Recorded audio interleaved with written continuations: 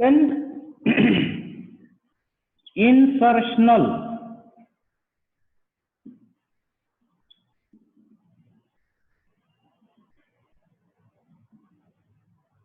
inactivation.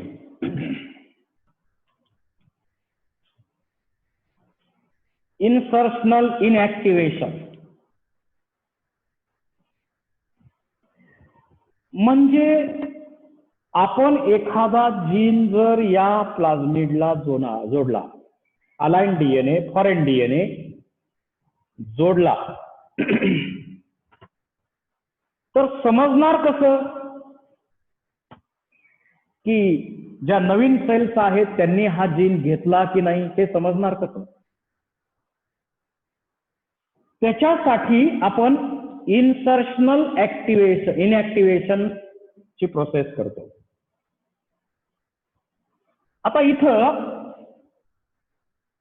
Ampicillin resistant gene आहे,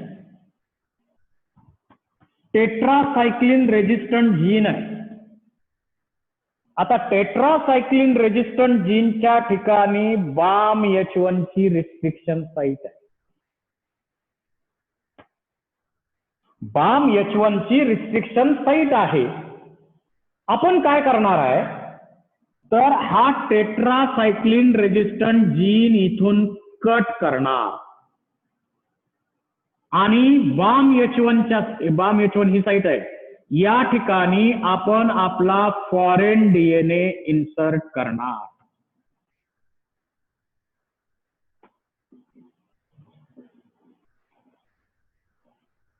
tetracycline ची जी site आहे, रेजिस्टंट जीनची साईट, ती आपण कट करणार.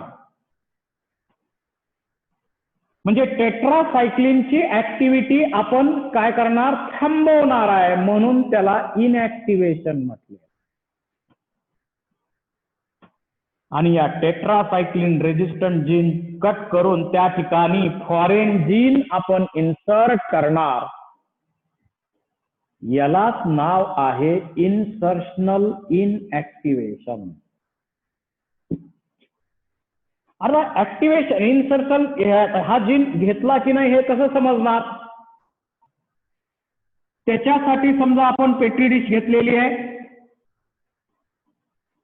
त्या पेट्री डिश मध्ये आपण पहिल्या पेट्री डिश मध्ये काय केलंय, एम्पिसिलिन टाकलेलं आहे.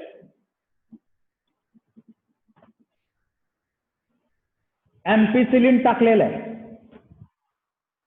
आणि त्याच्यामध्ये हे रिकॉम्बिनंट डीएनए घेतलेले आहे, त्याच्या सेल्स घेतलेले आहेत, ज्या सेलमध्ये ते कॉपी केलंय त्या सेल्स घेतलेल्या आहेत, ज्या सेल्स मध्ये ते ऍड केलेलं आहे ते होस्ट सेल इथं घेतल्या आणि त्याच्या कॉलनीज इथं बनवून घेतल्या आणि त्याच्यामध्ये एम्पिसिलिन हे अँटीबायोटिक टाकलं.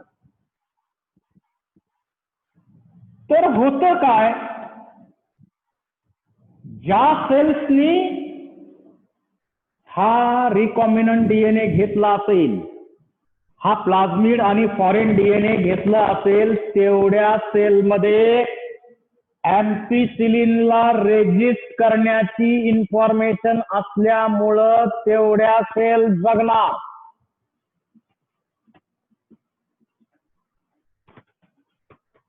तेवढ्या सेल जगणार, सर्वाइव्ह होईल. जगलेल्या दिसल्या सेल सर्वाइव्ह. ज्या सर्वाइव्ह झालेल्या सेल्स आहेत त्या रिकॉम्बिनंट सेल्स आहेत. त्यांनी हा डीएनए हे मटेरियल घेतलेलं आहे. म्हणजे काय काय घेतलेलं आहे, फॉरेन डीएनए आणि प्लाझमिड घेतलेला आहे. याला दोघांना मिळून, प्लाझमिड आणि फॉरेन डीएनए ला मिळून आपण आरडीएनए, रिकॉम्बिनंट डीएनए म्हणतो. रिकॉम्बिनंट डीएनए त्यांनी घेतलेलं आहे. त्या सेल जगल्या कारण त्यांच्याकडं अँपिसिलिनला रेजिस्ट करण्याची इन्फॉर्मेशन आहे. दुसरं कल्चर आपण घेतलं. दुसऱ्या कल्चरमध्ये सेल पुन्हा घेतल्या आणि त्याच्यामध्ये आपण टेट्रासायक्लिन हे अँटीबायोटिक टाकलं. आता टेट्रासायक्लिन काय होईल? इथं तर टेट्रासायक्लिन ब्रेक झालेला आहे, म्हणजे टेट्रासायक्लिन रेजिस्टंट जीन इथं ब्रेक झालाय आणि ब्रेक झाल्यामुळं टेट्रासायक्लिनच्या कल्चरमध्ये या सेल जगतील का? नाही जगणार. या सेल जगणार नाहीत. ते do not survive. They get killed. They do not survive. मग ज्या सर्वाइव्ह होत नाहीत, ज्या जगत नाहीत सेल्स, त्यांना आपण काय म्हणणार? Non recombinant cells. आणि इथं वरच्या याच्यामध्ये ज्या जगल्या त्यांना आपण म्हणणार रिकॉम्बिनंट सेल्स.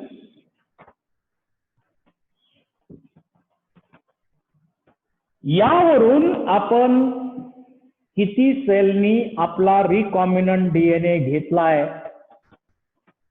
हे आयडेंटिफाय करू शकतो.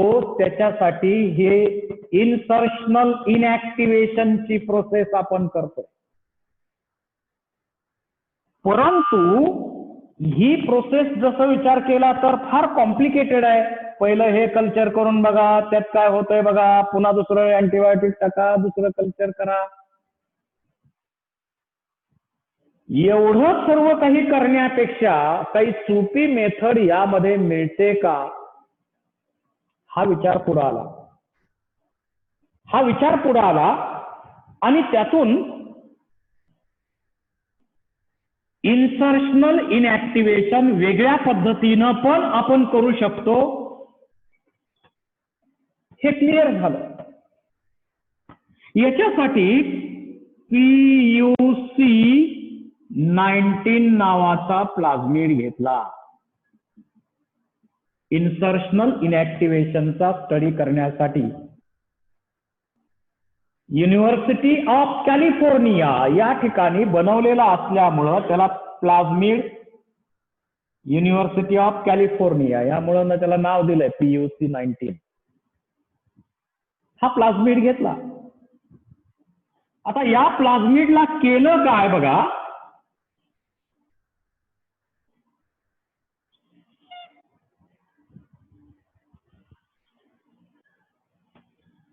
समजा हा PUC आहे, हा प्लाझमिड आहे. याच्याकडं समजा इथं गृहीत धरू आपण, इथं अँपिसिलिन आणि इथं टेट्रासायक्लिन रेजिस्टंट जीनची साईट आहे वगैरे, आपण एक गृहीत धरू. बाकी इथं ओरी साईट असणारच आहे. त्यानंतर रिस्ट्रिक्शन एंडोन्यूक्लियसची साईट पर्टिक्युलर असणारच आहे.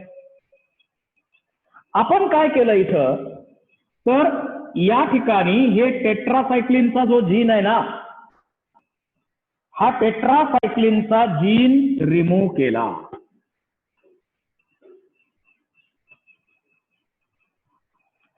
आणि याच्या ठिकाणी बीटा गॅलॅक्टोसाइडेज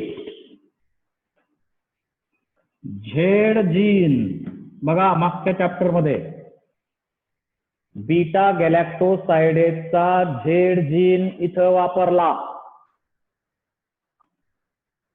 टेट्रासायक्लिनचा जीन काढून टाकला आणि तिथं बीटा गॅलॅक्टोसाइडेजचा झेड जीन वापरला.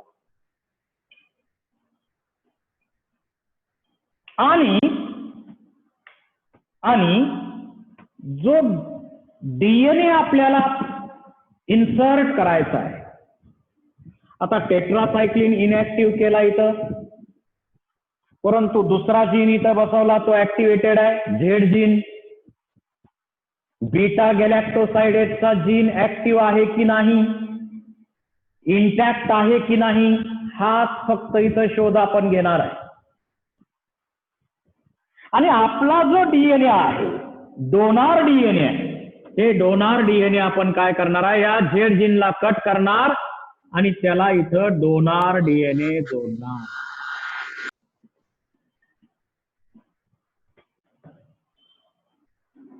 डोनार डीएनए त्याला जोडणार आपण. आणि मग असे जे रिकॉम्बिनंट डीएनए आहेत ते डीएनए आपण होस्ट सेल मध्ये ऍड करणार. आता ऍड केल्यानंतर ज्यांच्यामध्ये दोन गोष्टी असतील, झेड जीन तर सर्वांमध्ये असणारच आहे, परंतु ज्यांच्यामध्ये झेड जीन ब्रेक करून आपण त्याच्यामध्ये डोनार डीएनए इन्सर्ट केलाय, इथं झेड जीनची ऍक्टिव्हिटी दिसेल का? नाही. झेड जीन एक्सप्रेस होतो की नाही हेच आपल्याला इथं चेक करायचं आहे. जर झेड जीन इंटॅक्ट असेल तर बीटा गॅलॅक्टोसाइडेज बनणार आणि ते काय करणार आहे, त्याचं एक सबस्ट्रेट आहे, ते एक्स गाल हे सबस्ट्रेट आहे आणि त्या सबस्ट्रेटला बीटा गॅलॅक्टोसाइडेज त्याच्याबरोबर रिॲक्ट होणार, मेटाबॉलाइज करणार आणि त्याच्यामुळं त्या सेल्सना ब्ल्यू कलर येणार, ब्ल्यू कलरच्या कॉलनीज येणार. आणि जर बीटा गॅलॅक्टोसाइडेजचा जीन इंटॅक्ट राहिला नाही, जर तो कट केला असेल तर मात्र त्या कॉलनीला कलर येणार नाही, कारण झेड जीन जर कट केला असेल तर बीटा गॅलॅक्टोसाइडेज बनणार का? नाही बनणार. आणि बीटा गॅलॅक्टोसाइडेज जर बनत नसेल तर मेटाबॉलिझम होईल का एक्स गालचं? याचं मेटाबॉलिझम होईल का? नाही होणार. आणि त्या सेल्सना कलर येईल का? ब्ल्यू कलर येईल का? नाही. तिकडे आपले का तिकडचे सातारचे कलर येईल का? येणार नाही. एवढंच आपण चेक करतोय. कलर येणार का नाही हे चेक करतोय आपण इथं. तर इथं आपण आता काय करणार, काय केलं बघा, हा प्लाझमिड घेतला, त्याचा टेट्रासायक्लिन रेजिस्टंट जीन आहे तो कट केला, त्या ठिकाणी झेड जीन इन्सर्ट केला जो बीटा गॅलॅक्टोसाइडेजचा जीन आहे आणि तो कट करून त्याच्यामध्ये आपलं passenger DNA, donor DNA, align DNA insert केलं. आणि हे इन्सर्ट केल्यानंतर आपण होस्ट सेल मध्ये हे रिकॉम्बिनंट डीएनए ऍड केलं. ऍड केल्यानंतर आता आपण इथं प्रोसेस पाहू शकतो. या सेल्स ज्या आहेत, होस्ट सेल ज्या आहेत, त्या सेल्स मध्ये ज्यांच्यामध्ये ऍड केलंय त्या कॉलनीज ज्या आहेत त्या कॉलनीज घेतल्या, कल्चर मीडियम घेतलं आणि या कल्चर मीडियम मध्ये एक्स गाल हे सबस्ट्रेट ऍड केलं. हे सबस्ट्रेट ऍड केल्यामुळं घडणार काय, काही सेल्स मध्ये ब्ल्यू कलर येणार, काही सेल्स मध्ये ब्ल्यू कॉलनीज मिळणार नाहीत. आता ब्ल्यू कलर आला याचा अर्थ बीटा गॅलॅक्टोसाइडेज याचं मेटाबॉलिझम झालंय. जर हा झेड जीन इंटॅक्ट राहिला असेल तर बीटा गॅलॅक्टोसाइडेज बनणार आणि एक्स गालचं मेटाबॉलिझम करणार आणि त्यामुळं ब्ल्यू कलर येणार आता आपला जीन जर तिथं ट्रान्सफर झालाच नसेल तर ब्ल्यू कलर आला, आणि ब्ल्यू कलर आला तर या ज्या सेल्स आहेत त्याला आपण काय म्हणणार? Non recombinant cells. यांना आपण काय म्हणणार? Non recombinant cells. ज्याच्यामध्ये आपण जो पाठवलेला डीएनए आहे, आपण जो डीएनए पाठवलाय त्या सेलनी घेतला की नाही, त्यात इन्सर्ट झाला की नाही, हे चेक करण्याचं सोपं टेक्निक हे आहे. आणि समजा आता दुसरी बाजू याची, आपण इथं जीन ऍड केलाय, झेड जीन कट केलाय, कट केल्यामुळं हा झेड जीन एक्सप्रेस होईल का? नाही. मग ज्या सेल्स इथं समजा ही सेल असेल, ही सेल असेल, ही सेल असेल, यातल्या काही सेल्सनी काय केलेलं आहे, या काही सेल्सना कलर आलाच नाही, ब्ल्यू कलर आलाच नाही. जर या सेल्सना ब्ल्यू कलर आला नसेल तर याचा अर्थ काय घ्यायचा? त्या सेल्समध्ये बीटा गॅलॅक्टोसाइडेज बनलेलं नाही. बीटा गॅलॅक्टोसाइडेज त्यांच्यामध्ये बनलेलं नाही, कारण झेड जीन ब्रेक झालेला आहे, कट केलाय थोडासा, आपण तिथं ब्रेक केलाय, झेड जीन ब्रेक केलाय आणि आपला डोनार डीएनए त्यात घुसवलाय, इन्सर्ट केलाय, आणि त्याच्यामुळं इथं बीटा गॅलॅक्टोसाइडेज या ठिकाणी तयार होईल का कल्चरमध्ये? सो नो बीटा गॅलॅक्टोसाइडेज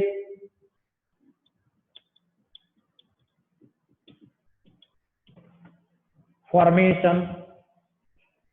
जर बीटा गॅलॅक्टोसाइडेज बनलं नसेल तर आपण जे केमिकल टाकलंय इथं, सबस्ट्रेट टाकलंय एक्स गाल, या एक्स गाल बरोबर एक्स गालची मेटाबॉलिझम होईल का?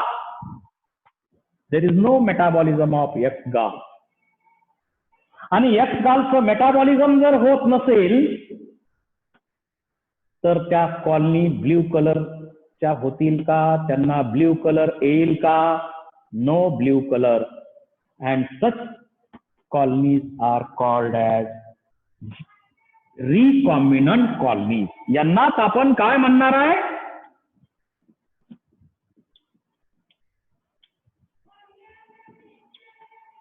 Recombinant colonies. यांना आपण रिकॉम्बिनंट कॉलनीज, की ज्या कॉलनीज मध्ये आपण जो डोनार डीएनए आहे तो डोनार डीएनए पाठवला होता, परंतु जेवढ्या सेल, समजा 100 सेल तिथं कल्चरमध्ये घेतल्या तर त्यात आपण डोनार डीएनए पाठवलेलं आहे, रिकॉम्बिनंट डीएनए पाठवलेलं आहे, पण 100च्या 100 सेलनी ते घेतलं की नाही हे कसं समजणार? तर सोपं झालं. आता आपण टेट्रासायक्लिनचा जीन जो आहे तो काढून टाकला, त्या ठिकाणी झेड जीन आपण इन्सर्ट केला आणि झेड जीनला कट करून आपण डोनार डीएनए त्यात ऍड केला, डोनार डीएनए त्यात ऍड केला आणि त्याच्या कॉपीज बनवल्या आणि ज्या काही होस्ट सेल आहेत त्याच्यामध्ये आपण कल्चरमध्ये ते टाकलं. समजा 100 सेल आपण कल्चरमध्ये घेतल्या असतील तर त्या आणि याच्यामध्ये एक्स गाल हे केमिकल टाकलं, काही सेल्सना ब्ल्यू कलर आला, याचा अर्थ त्यांच्यामध्ये रिकॉम्बिनंट डीएनए घेतलं गेलं नाही. आणि काही सेल्स मध्ये मात्र कलर आलाच नाही, याचा अर्थ तिथं बीटा गॅलॅक्टोसाइडेज चा जीन कट केल्यामुळं बीटा गॅलॅक्टोसाइडेज बनलं नाही, ते एक्स गालचं मेटाबॉलिझम करू शकलं नाही, त्यामुळं ब्ल्यू कलर आला नाही. आणि मग ज्या सेल्सना ब्ल्यू कलर येत नाही त्या सेलनी आपण पाठवलेला जीन रिकॉम्बिनंट डीएनए घेतलेला आहे. फ्युचर एक्सपेरिमेंट साठी, क्लोनिंग साठी आपण त्या कॉलनीजचा वापर करणार आहे, त्याच कॉलनीजचा वापर आपण करणार आहे. अशा प्रकारे इन्सर्शनल इनऍक्टिव्हेशनची प्रोसेस आपण करतो. याच्यामध्ये फार डिटेल कुठे एक्सप्लेन केलेलं नाही आहे, परंतु क्वेश्चन विचारताना मात्र कसाही विचारला जातोय. एनसीईआरटी मध्ये फार शॉर्ट मध्ये हे एक्सप्लेन केलेलं आहे, पण तेवढ्या एक्सप्लेनेशन वरनं आपल्याला हा कन्सेप्ट समजत नाही, म्हणून हा कन्सेप्ट डिटेल मध्ये आपण एक्सप्लेन केलेला आहे. हा जरा कॉम्प्लिकेटेड कन्सेप्ट आहे.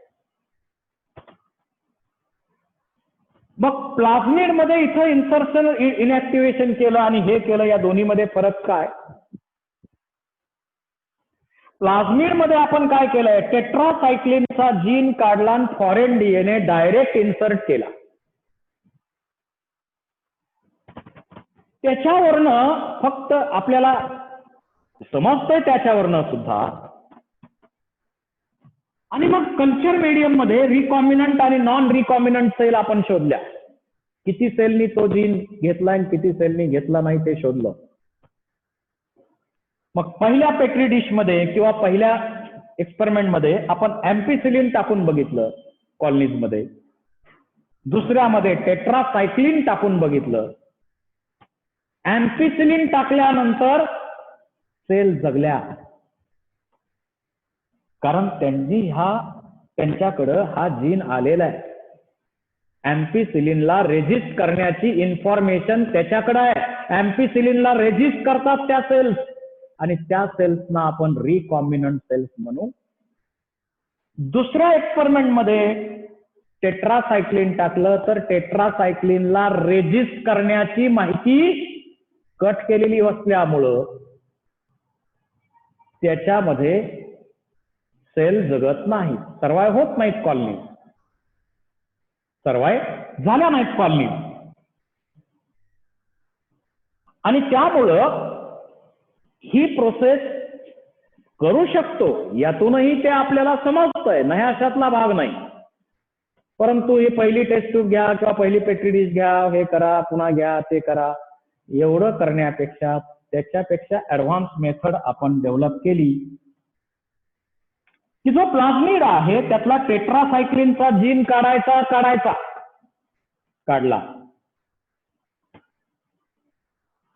काढल्यानंतर तिथं झेड जीन इन्सर्ट करायचा. झेड जीन कशाचा आहे? ZYA तुम्हाला माहिती आहे. Beta galactosidase, permease, transacetylase gene regulation मध्ये स्टडी केलाय आपण. तो झेड जीन इन्सर्ट करायचा आणि त्या झेड जीनला थोडासा कट घेऊन त्याला ब्रेक करून आपला डोनार डीएनए, पॅसेंजर डीएनए किंवा अलाइन डीएनए तिथं इन्सर्ट करायचा. इन्सर्ट केल्यानंतर मग त्याच्या कॉपीज पाहिजे तेवढ्या बनवा आणि जे कल्चर घेणार आपण होस्ट सेलचं, त्या होस्ट सेल मध्ये ते ऍड करा. समजा आपण 1000 सेलचं कल्चर घेतलं असेल तर 1000 सेल पैकी समजा 10 सेलनीच हे घेतलेलं आहे जीन, आपण पाठवलेला डीएनए 10 सेलनी घेतलेला आहे, तर 10 सेलनाच कलर येणार नाही, त्या 10 सेलच रिकॉम्बिनंट आहे. बाकीच्या सेल्स 990 सेल्सनी त्यांना कलर आलेला आहे. याचा अर्थ त्या 990 सेल्स नॉन रिकॉम्बिनंट आहेत, त्याच्यामध्ये बीटा गॅलॅक्टोसाइडेज बनलेलं आहे, कारण एक्स गालची रिॲक्शन त्याच्याबरोबर झालेली आहे, म्हणून ब्ल्यू कॉलनीज आपल्याला मिळालेल्या आहेत.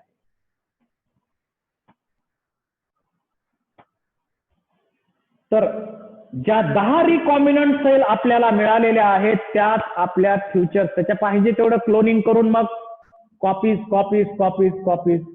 आपण बनवू शकतो आणि या कॉपीज तुम्हाला फ्युचरसाठी एक्सपेरिमेंटसाठी वापरता येतील.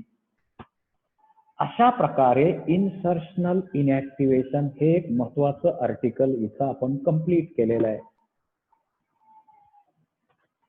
तेव्हा जीन ट्रान्सफर करण्यासाठी अनेक व्हेइकल्स यूज केले जातात. सर्वात कॉमन व्हेइकल म्हटलं तर कोण? प्लाझ्मिड. प्लाझ्मिड किती साईजचा आहे? तर 1 into 10⁻⁶ to 200 into 10⁻⁶ डेल्टॉन एवढ्या साईजचा असतो प्लाझ्मिड.